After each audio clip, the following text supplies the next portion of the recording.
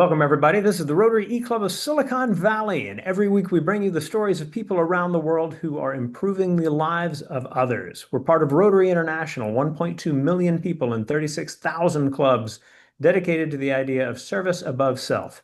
That for you who are in Rotary and you who are yet to become Rotarians, that joy and meaning that is a part of engaging in service and improving the lives of others is something that we love devoting our time and energy to.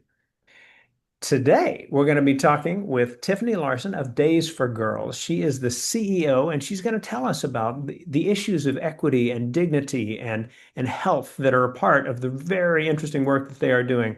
If you are interested in reading her full bio, you can pause this recording. You might be finding this on our YouTube page. You might be finding it on a podcast page, or you might be catching it on our Rotary page itself. SiliconValleyRotary.com is our site, and you can find the easy way to get there by going to Rotary.cool.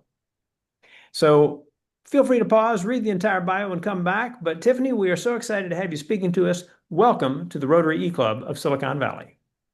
Thank you so much for this introduction. It's so great to be here with you. I'm grateful for the opportunity. And yeah, Days for Girls has actually enjoyed a really long history of partnering with Rotarians and Rotary. And we're so grateful, huge fans of Rotary, and would love that to continue for many years to come.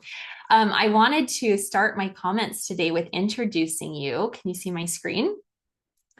To a girl named Alice. And Alice is from Nakuru, Kenya. And she happened to be at school on the day that she started her period for the first time. She did not know what was happening. She didn't know what a period was. She realized that she was bleeding and that it had bled through the back of her skirt. And she sat there frozen at her desk, not knowing what to do. Unfortunately, at that moment, her teacher called on her to come to the board to participate in class. And so she was forced with a decision of, do I listen to my teacher, go forward? Everyone in the class is going to laugh at me, or do I stay seated?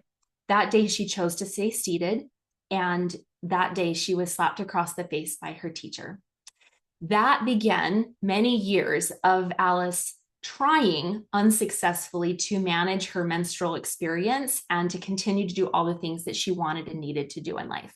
She said that she would use oftentimes proxy products to manage her menstrual experience, such as strips of cloth or mattress stuffing or leaves.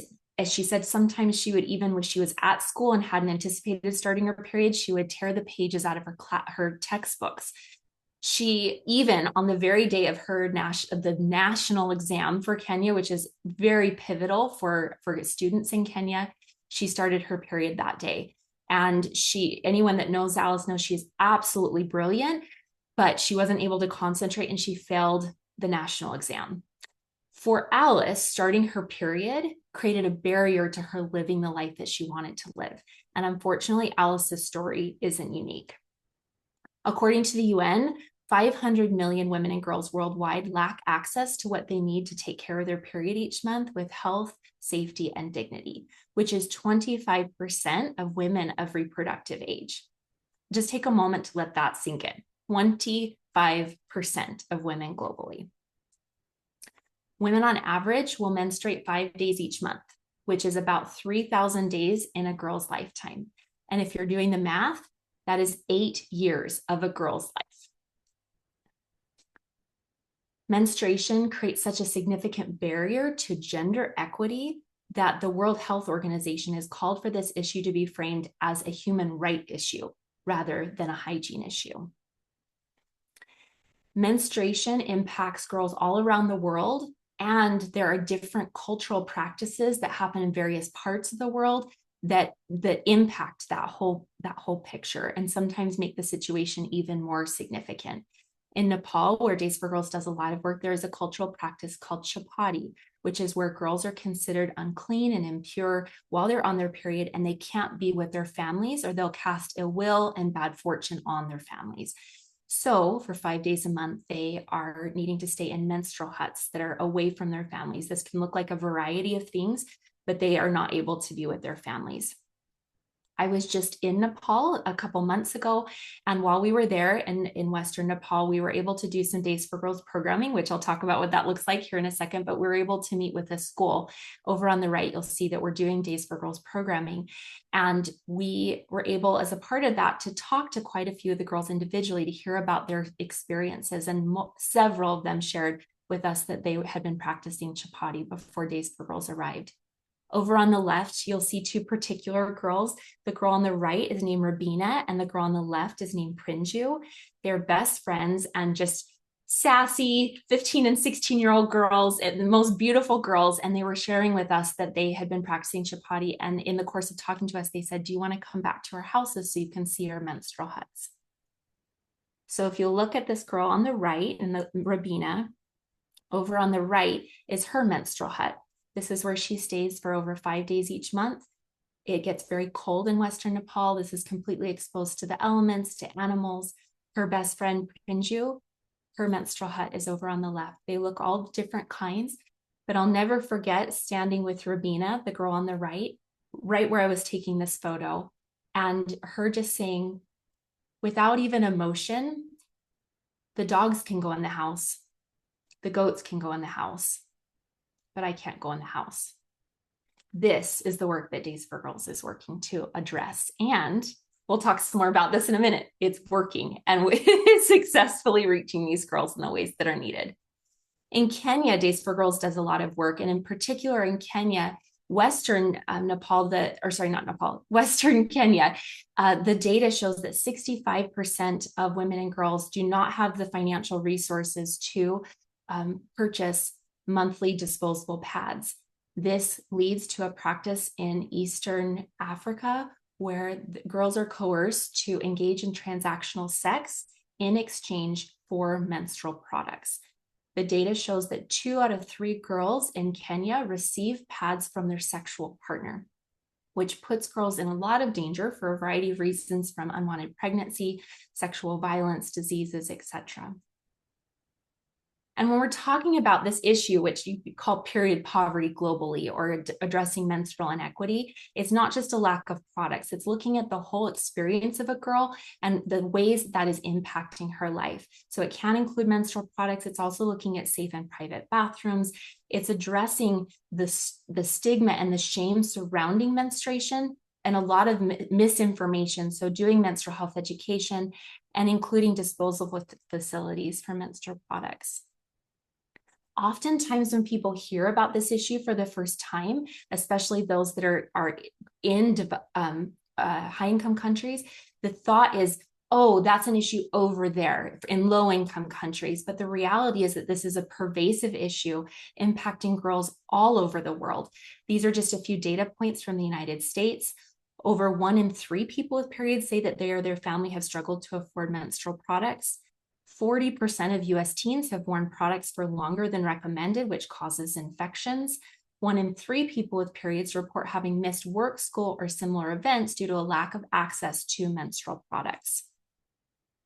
So we've talked a lot about the issue. Since 2008, Days for Girls International has been working to create a world where periods no longer hold women and girls back from pursuing their goals, achieving their dreams.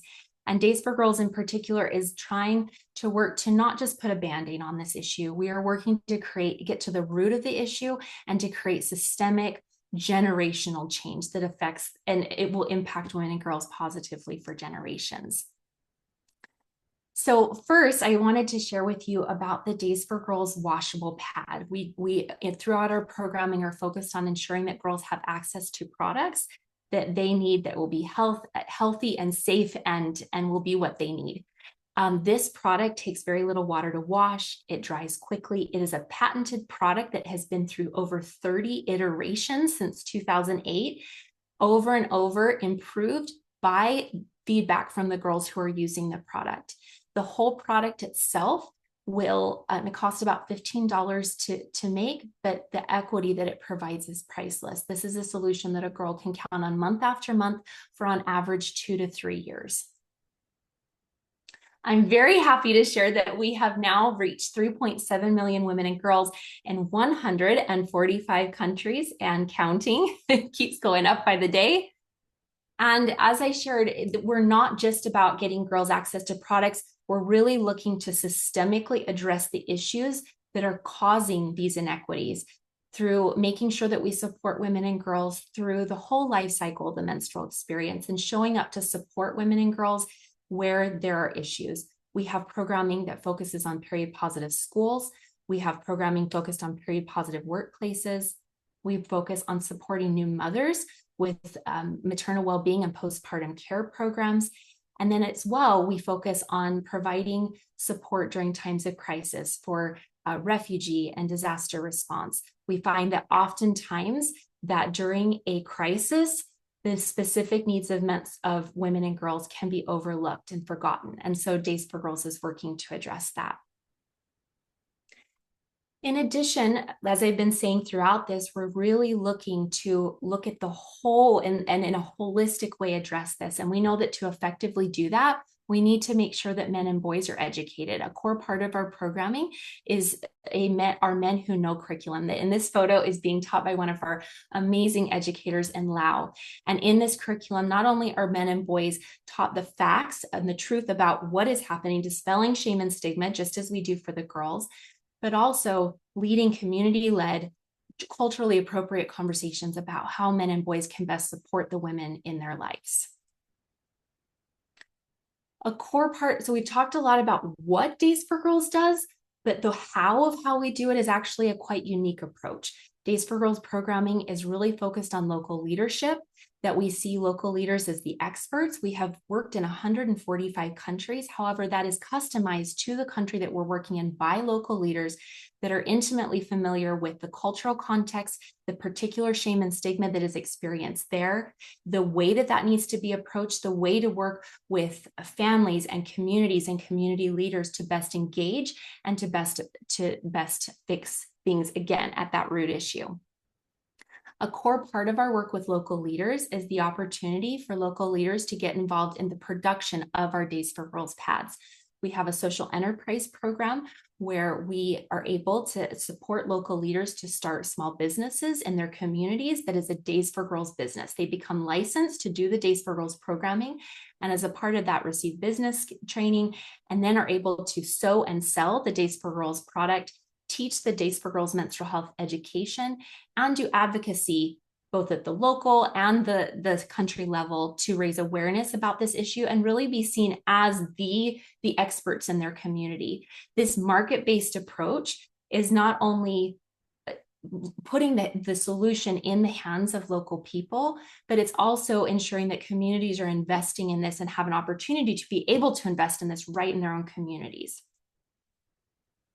Days for Girls has social enterprises in 28 countries, and I am happy to share that this program has created job opportunities for 451 people. 85% are women, and not only is it creating those jobs, it has reached over 1.2 million women and girls with the menstrual health solutions that they're needing, which is absolutely incredible. Through this social enterprise program, girls like Alice, who we talked about, and I told her story at the very beginning, are able to take their negative experiences that they personally have had with menstruation and to switch the script so that it is now their passion, their purpose, and their business. That they're not only able to reach girls in their community with menstrual health solutions, but they're able to create job opportunities for people also in their community. Alice, since 2008, has been running the Days for Girls and led the Days for Girls Smile Star Enterprise in Nakuru, Kenya.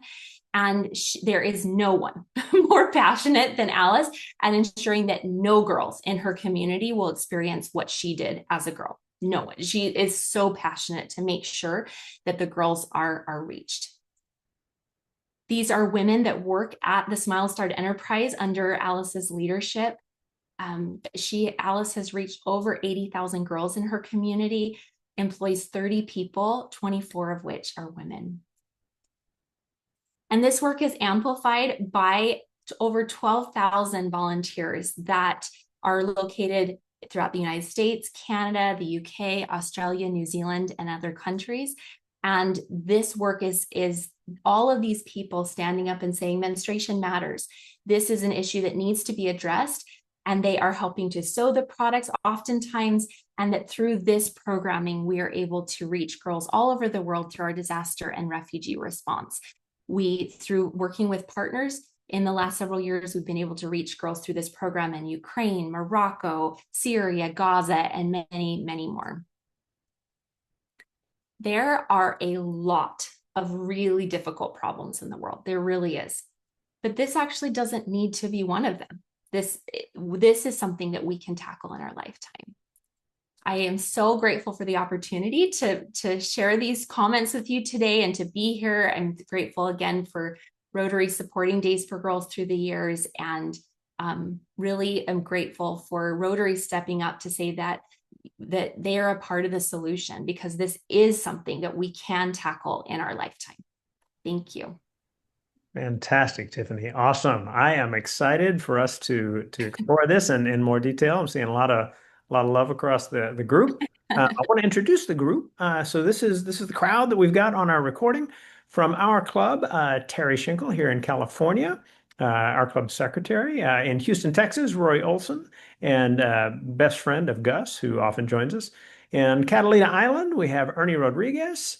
That's here in California. In California, we've got Nick Lagarde. And in Italy, we've got Cecilia Babkirk, our treasurer. Joining us as well today are Victoria Grieshmuller from Hungary and Terry Lynn Stone from Canada. My name is Rushton. I'm in the Bay Area of Northern California and excited to jump into this. And where I'd like to start is actually with one of our guests. Terry Lynn, you are the reason that we connected with Tiffany, and I'd like you to explain the connection that allowed this to happen. Well, I'm a longtime Rotarian, and I had come to Dates for Girls through Rotary, and we had a, a place in the House of Friendship at the Rotary International Conference that recently took place in Calgary. And somebody passing by picked up one of my cards, having seen what we do, and brought it to you, Rushton, I understand, and that brought us there. And that's a thanks to Lisa, one of our intrepid members was part of the team from our club at the most recent international convention. So I am just in that kind of, where do we start with all of the wonderful questions we've got? I will start with one from Ernie. He asks about how you expand into a new country. So a little bit about Tiffany, like just what are the approach? Do you start with teachers? Do you start with communities and community leaders, experts? How does it work? Yeah, it's a really good question. It's actually a very holistic question. We have to really look at the whole menstrual health landscape of what the current need is there, what the current laws are in place.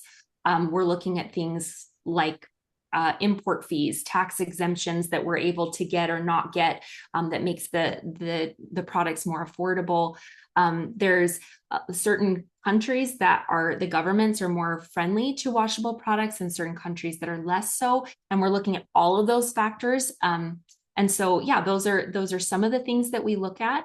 When we actually start in different countries, we'll often start working with a partner and do a pilot project first, make sure we're really looking at the data on all of it, looking at the baseline data, and then looking at the improvements that were made through our programming. And then we intentionally and very strategically grow from there. Oftentimes we are going where, obviously with the need being so pervasive around the globe, and with very limited resources from a nonprofit level, we have to be very intentional about where we're going to be which levers will get us the biggest impact, the fastest, and with the limited amount of resources that we have. So yeah, really great question. And it's kind of a whole bag of things.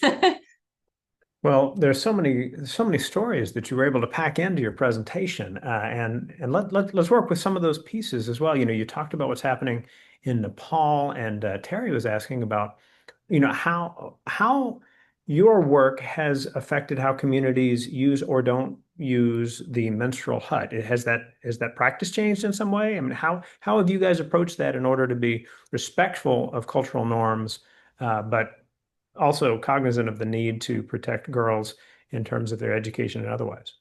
Yeah, such a good question. And I think that this question goes to the heart of why this is not just a menstrual product issue, that the education and the local leaders are such an important aspect of this.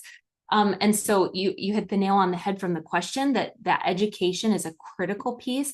And then also it's, when we go into new communities, we're going in very intentionally and carefully. This is led by incredible Nepali women at our Nepal office that know the best way to approach things. And so they're first going in and getting all the approvals at the community and government level, working with the leaders of the particular community, getting their buy-in. There's a lot of community circles and discussions that happen where we discuss basically what we're going to teach before we go right into the schools and teach the girls that, are their girls. And so getting their buy-in, oftentimes then we'll have community leaders that come to the distributions themselves and speak on behalf of the work that we're doing to support. When I was in Nepal, that happened multiple times, and it makes it so, have that stamp of approval. It really gives additional validity to this is not just something new and different. Do we need to be worried about it, but that it's being, more accepted, but also in continued engagement. This is not, we're wanting to have long-term relationship with these communities and not just a stop and drop, that we're there and we're, because what we actually find is that the grandmothers end up being a really big piece to this. They're holding those cultural components, and they're actually the hardest to change the perceptions. And so having, community, and oftentimes the solution that we find is those community circles where we talk about the education. And then when they're realizing that, just the realities, the facts of this is menstruation, this is how this works, this is what this is, then we can engage in conversations. So why do we need to be in a menstrual hut? And we're not coming in and telling them you're wrong, you need to change this, but we're just generating those grassroots conversations so that they come to those decisions by their left, because they ultimately want the solution to be in the hands of the very local community, not just at the Nepal level, but right in that community, because that's where it will happen the most. Interestingly enough, I'll just add one additional thing. Potty huts are actually outlawed. They are against the law in Nepal. And the government has outlawed them and actually come through and torn down a lot of the menstrual huts. And because it's a behavioral change issue, then they just get annoyed and rebuild them. It's actually made it more challenging to address the issue because they're a little more hesitant to say that they're doing it because it's against the law.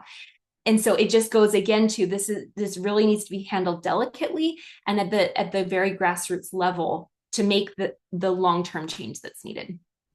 Wow. So I'm going to combine a question that Victoria has with one that I have, because I was really intrigued at how prominent the issue of affordability is for so many families all over the world. The 1 in 3 that you mentioned via the YouGov survey here in the United States was shocking. And so when we think about Days for Girls doing their work, the kits that you create, are those given, sold, both based on some kind of system? How do you add complexity or address complexity in settings around issues of affordability? Such a good question. And I'm going to give you a couple different answers that create the whole picture. So first, I just want to say that any kits that are distributed from our volunteers that are donated kits, those are all 100% donated and are never sold. Just want to put that, don't want to create any confusion there. For our social enterprise program and the products that are made by those local businesses, there's a variety of things. They are doing women to women sales in their community. And we actually have 4 different combination of products that get progressively less and less expensive because there's a local access point. They can start with something smaller and then build up to a complete kit over time. That's an option if it's right there in your own community. So that's one item. We also do a lot of partnering with other nonprofits and governments, and that then the funding comes, that ultimately the girls are receiving a donated kit, but it's being paid for locally by local nonprofits or governments. And that's one of the things that we're doing is we're doing a lot of advocacy work, even at the government level and we've done this successfully in several countries where then there is a budget line items that, here's some for uniforms. Let's also add in for a Days for Girls kit. And then it can be seen as, being produced locally, which is really wonderful, whatever country you're in. So there is a combination of donated and items that are for sale. In every country that we work in, there are people that can pay for them. And so in those situations, they are able to buy them, and other people can receive them donated. So the idea that you are able to make this work through a and I'm zeroing in on the story of Alice, right? Becoming an activist. There are social enterprise elements to what you're doing. You know, it's heartbreaking to hear, that she didn't know what was happening. It was such a difficult experience for her. But now she's made such a difference in the lives of so many others. How incredibly powerful that is. How do you help the people who are engaged in the work of Days for Girls learn to tell their stories so that they can have the kind of impact or anywhere close to the kind of impact that Alice has had? It's a really good question. We honestly haven't had to do a ton of work with that. I'll just be honest. They are so passionate. I mean, it's just that if you ever get the chance to hear Alice speak, I mean, I wouldn't even approach trying to tell her how to do it, because she is just, it comes out of her. I think that, sharing a personal heartfelt experience, there's nothing like that.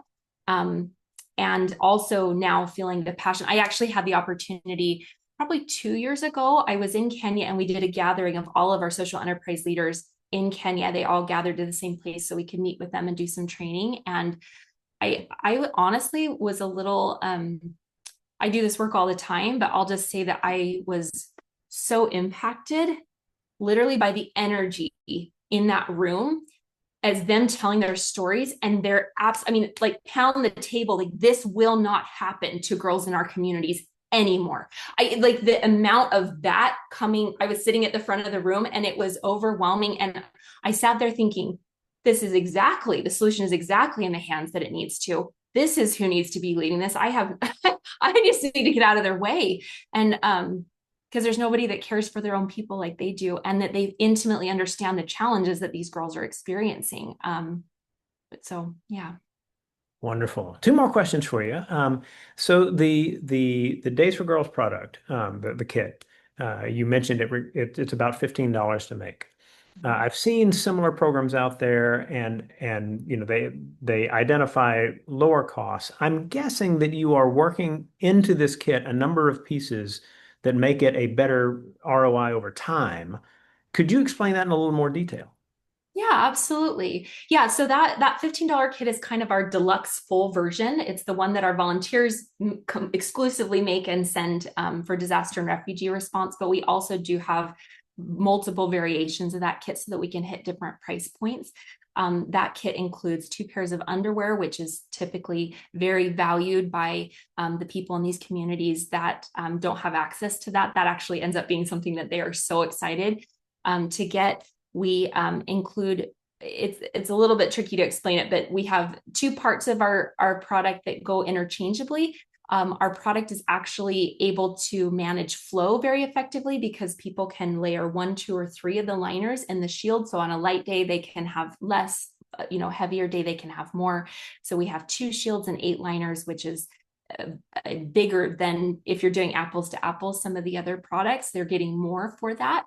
And then there is a washcloth, a carry pouch that they can put the items in while they're dirty, when they're out and about at school, and then come home, rinse out, and get ready to wash.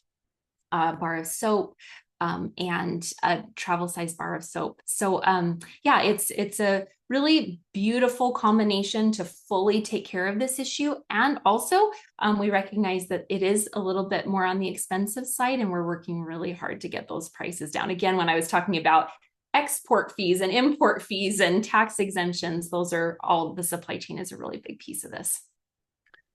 We always like to follow up with more questions after the recording finishes, and I've got a string of those, but I do want to finish our time in the recording with this question, which is, as people watch this and they say, I want to help. What are options for them? What are the kind of things that they can do to be a part of what Days for Girls does? I love that question. Thank you for asking it.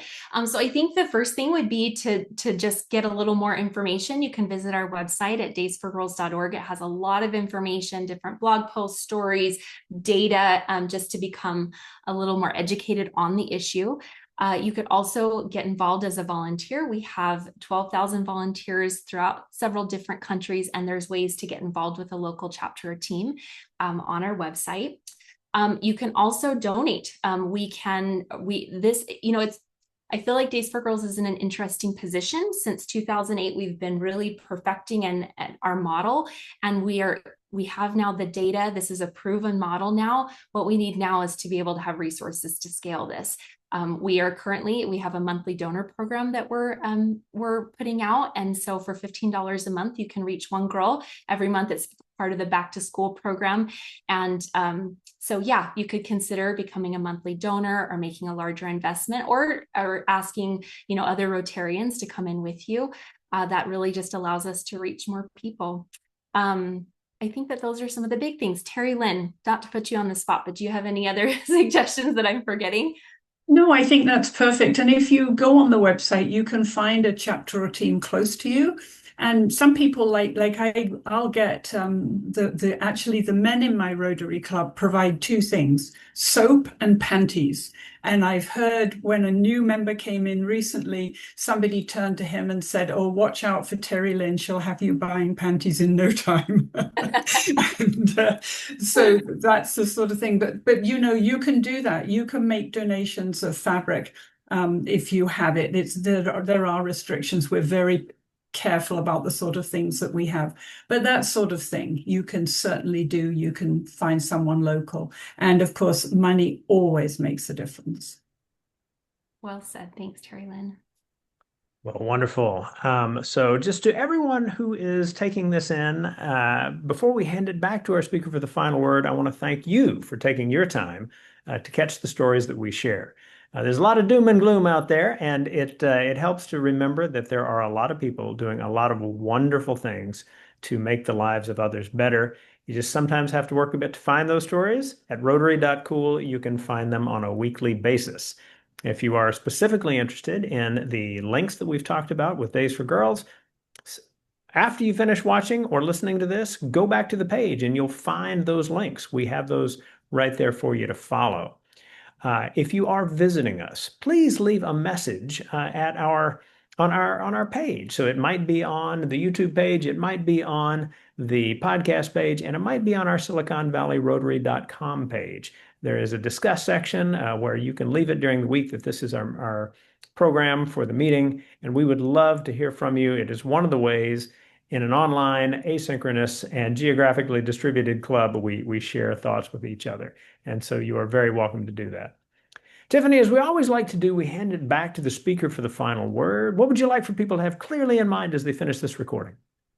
Thank you for that. I just wanted to bring it back to kind of what got me involved in Days for Girls. I have a background in international development and was literally shocked when I personally heard this information. And one thing that I was really struck by was that there's all these aspects of international development that I care deeply about, whether it's education or gender-based violence or economic empowerment or access to food and water. There's all these things that really matter in international development. What I was really struck by when I learned about menstrual health and menstrual inequity was that for any of those issues that impact women, if you're not addressing menstrual health, there is an invisible door barrier right before you get there that needs to be addressed, or women and girls will not make the progress in those different categories that they need to without addressing this. And it's oftentimes an invisible barrier, but it's not invisible anymore. I want to say thank you to all of you for this opportunity and participating in great questions. And I just want to reiterate that this is something that we can tackle in our lifetime. By many people deciding that we're just going to end this, this will end in our lifetime. And I want to reiterate that the price of a pad isn't much, but the equity that it provides is priceless. Wonderful. Thank you, Tiffany. Thank you, Terry Lynn. Thank you, everyone. We will see you next week.